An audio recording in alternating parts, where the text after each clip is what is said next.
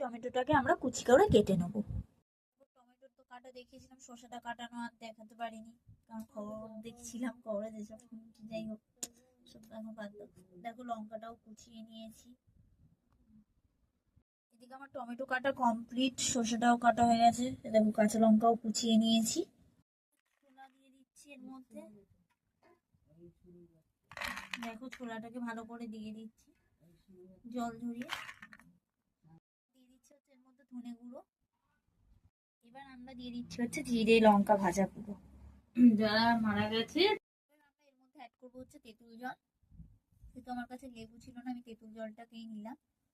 তোমরা চাইলে লেবুও অ্যাড করতে পারো।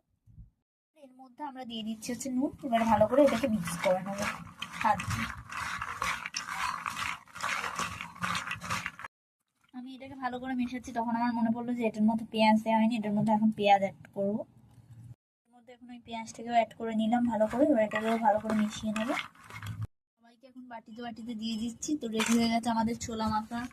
তো ভিডিওটা কেমন লাগলো অবশ্যই আমাকে কমেন্টে জানাবে। দেখা হবে নেক্সট ভিডিওতে। টাটা।